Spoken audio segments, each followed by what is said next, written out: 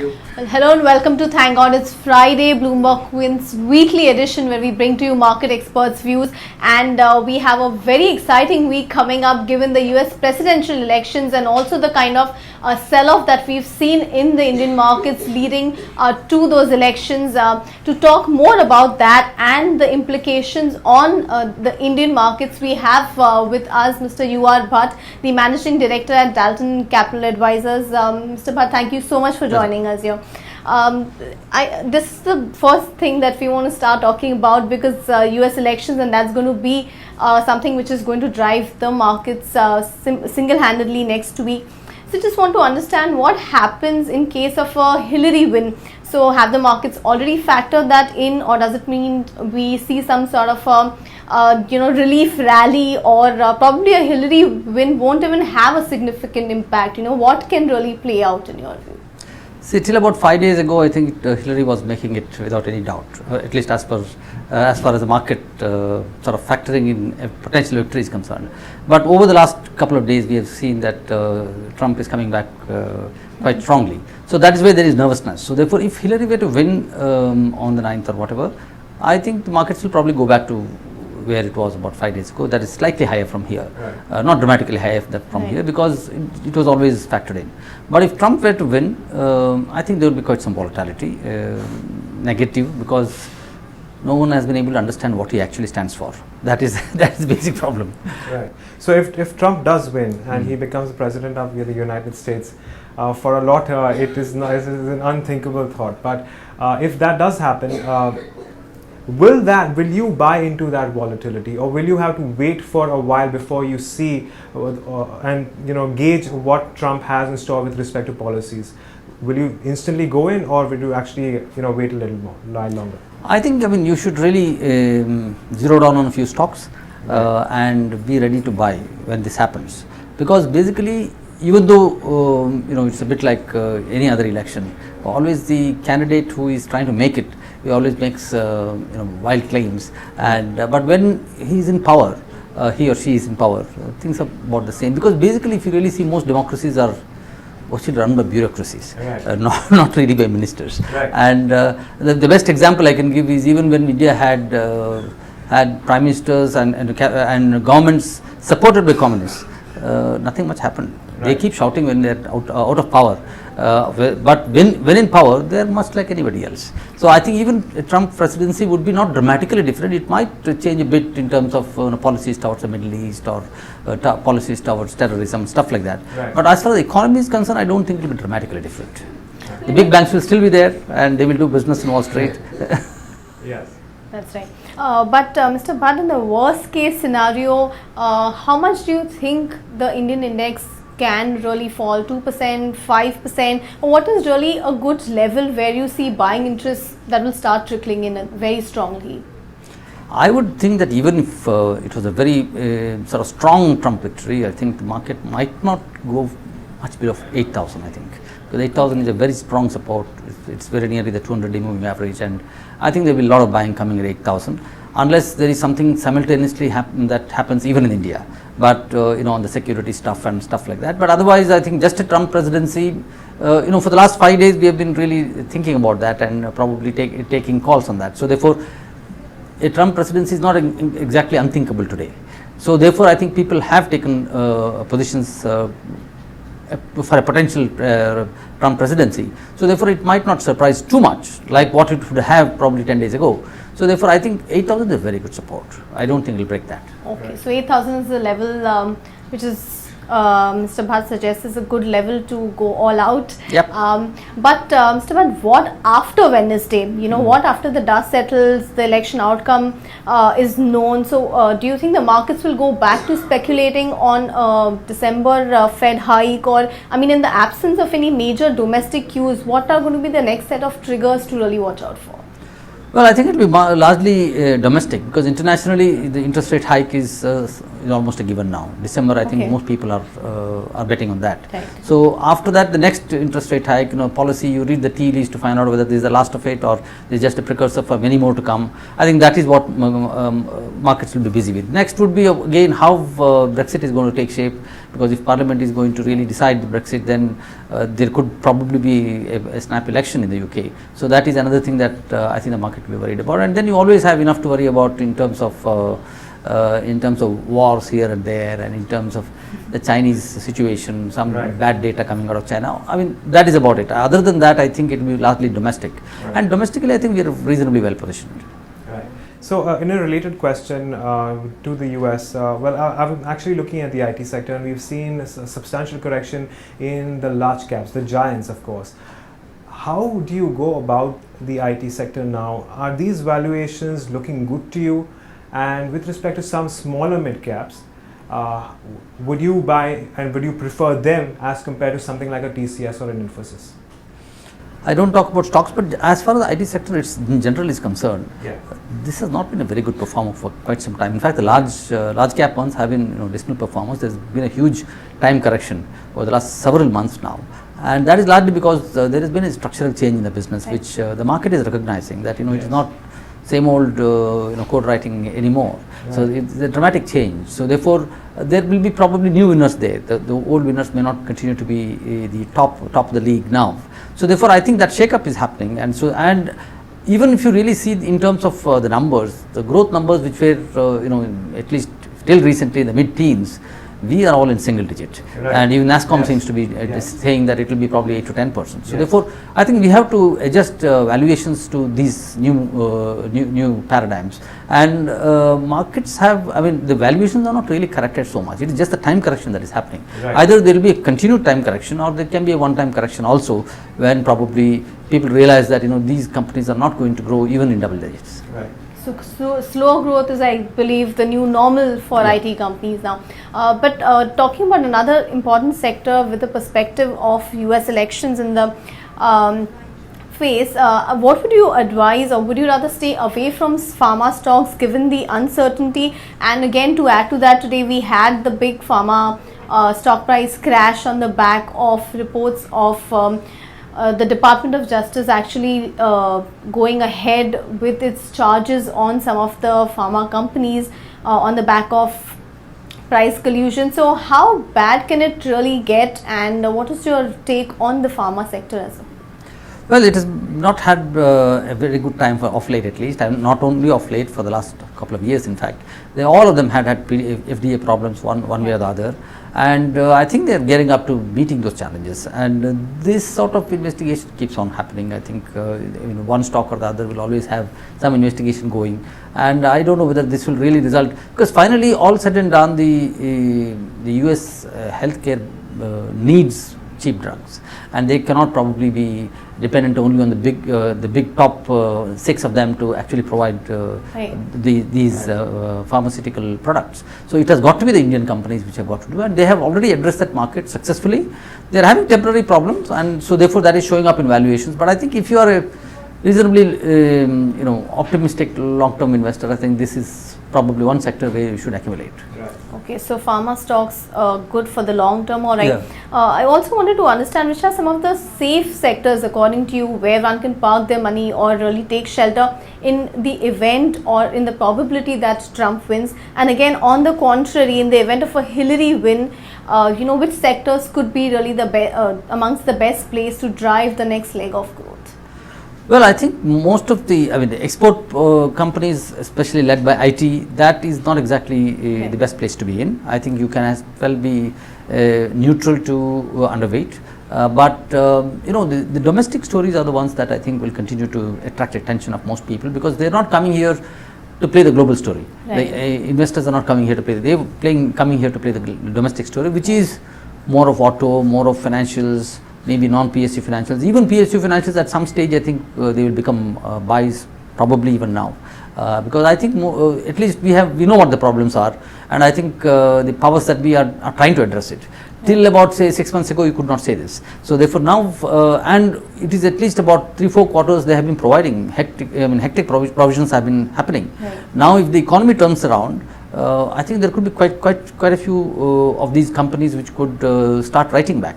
So therefore, there could be a big fillip to the public sector banks also going forward. Whether it is 1 quarter or 2 quarters or 3 quarters, we don't know. But if there is going to be quite some write back, which is a possibility, because basically they have got non-performing assets from the steel sector, mining, roads, power.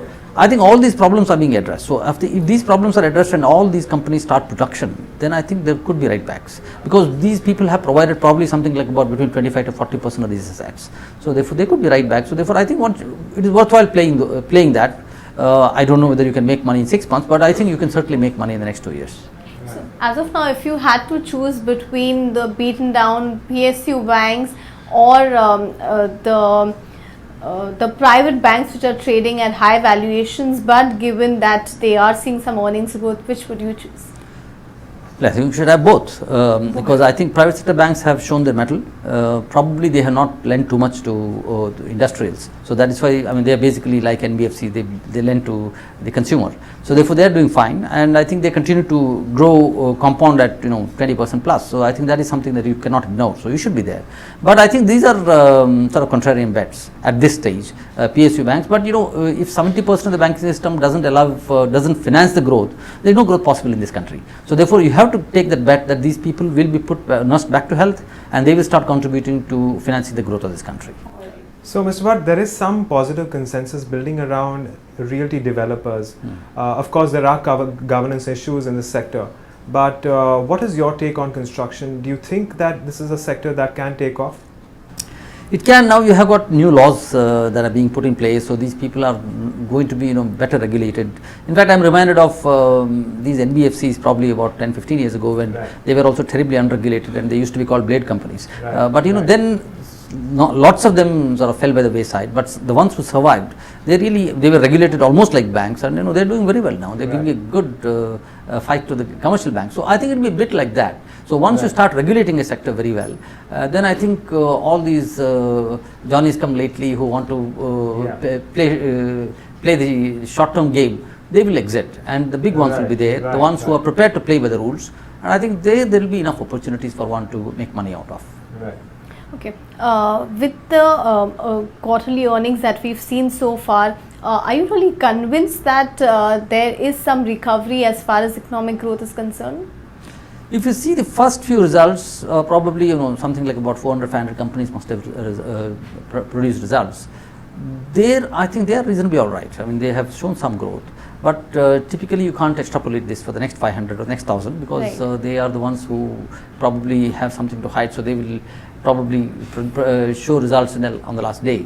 So I think especially the public sector banks are not shown, except one large private sector bank which has shown disastrous results. So I think the public sector banks also might have to go the same way. The results might be quite bad. So therefore, on the whole, this quarter may not be all that great. But I think we are probably coming to the end of this growth famine, and I think we'll start showing some sort of probably a hockey stick type of growth, hopefully in the next couple of years. Okay. Again, another area that I want to talk to you about is GST. So how are you really reading the GST rate structure that was announced yesterday? And again, do you believe that 1st April is really an achievable timeline for its implementation? Well, I think the government seems to be hell-bent on putting it into effect on 1st April. Probably they would do that. But I think there will be enough confusion, because these are dramatic changes that are taking place in the tax. Even otherwise, tax departments are not exactly the most efficient that you can think of. So I think there will be enough of problems. I think the first 1 or 2 years will be quite bad.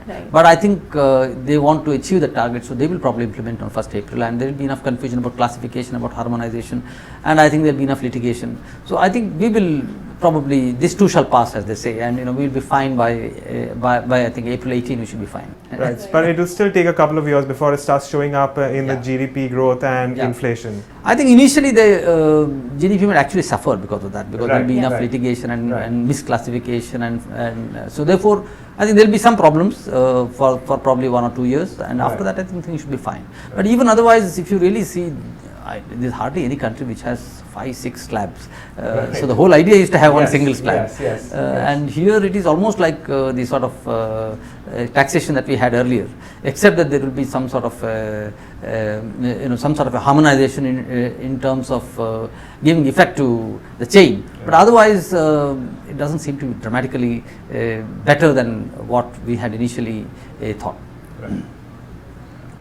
Well, actually, yeah. In that case, I also wanted to ask you, have you read the earnings so far? Well, till now, I think it has been not exactly something that is very encouraging. I mean, it doesn't excite you too much, but it is really not as bad as quite a few of the commentators have been saying that we have not had growth. I mean, this is very bad, and even though the monsoons have been okay, still it is not showing in terms of results. Yes, it is not so bad. I think some of the results have been good, especially the private sector banks, the auto companies. These have done well. Maybe the cement companies are not exactly as good as they could have been. And the NBFCs have done well. I think pharma, IT, they have not been very good performers, and probably public sector banks also will join that list. But I think these are the companies which can actually turn around when the economy really turns around. And the government probably has done quite a few things which can sort of push the economy to the growth path.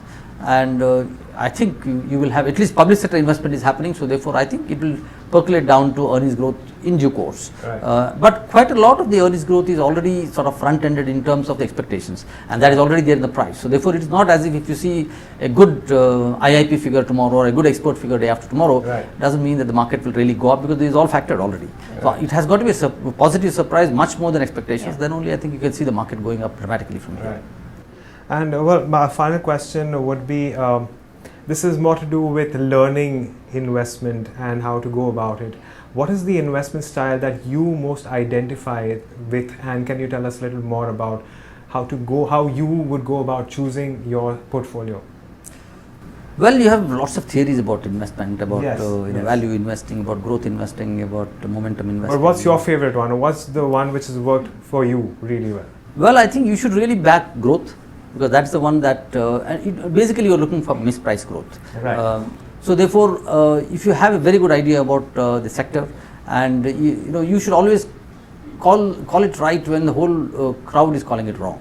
That is when you make money. So therefore, you have to have a very good insight into the sector, and if you have that, and if you can meet quite a lot of the big companies there, leading companies there, and try to understand the management and see who are the ones who are worth backing.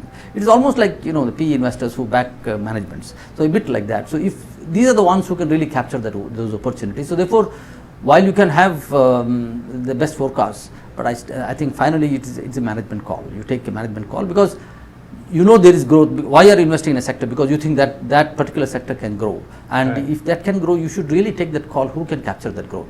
It need not necessarily the one who is the leader, because if you see even the indices, whether it's the Nifty or the BSE Sensex, the sector leadership changes over in less than a decade. So therefore, you should really be looking at the next sector leader, the challenger to the sector leader today. So that comes out of your understanding of the sector, of the dynamics of the sector, of understanding the management, and seeing who are the ones who can really make it happen.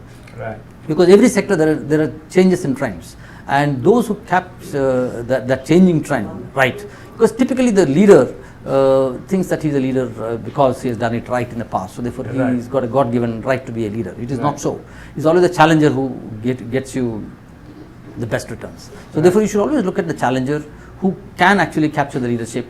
It is the long haul. So I mean, it doesn't happen in months and years and a couple of years. It takes time. But I think if you back the right guy, that is when you get a 10 bagger and a 20 bagger. You spoke about taking a call on management, so I want to ask you this question.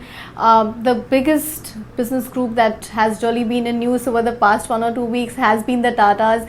Post the correction in the stocks, is there anything that looks interesting enough now, or you think some of the stocks are going to remain under pressure because of obvious reasons? Well, I think they'll be under pressure as they fight it out, because there will be probably a lot more muck coming out. But I think so therefore it is probably not the right time to really buy big time. But I think there will be a truce sometime, or either there will be a truce or the truth will come out. one of these Yes. things will Right. happen. Yeah. So therefore, I think at that time you have to take a call, and whatever it is, both parties have probably visions which are different from each other. But I think Tatas cannot be wished away so easily. So therefore, Totally. there will be certainly very good stocks there Right. after probably some more correction. All right then. Yeah. Well, so I suppose that is all that we have for you guys this week, and I hope that you guys have had a lot of takeaways from our conversation. It's going to be another news-heavy week, and of course, it's going to be a very, very interesting week, not just for us, but also for the United States of America. And until then, you'll just wait and watch, see what happens, but you guys can always come back and join us this coming Friday, once again on Thank God It's Friday. But till then, it's goodbye. And with that, I also want to thank Mr. Bhat for joining us and taking through Thank all you. the ideas. And well, till then, I'll see you guys next week.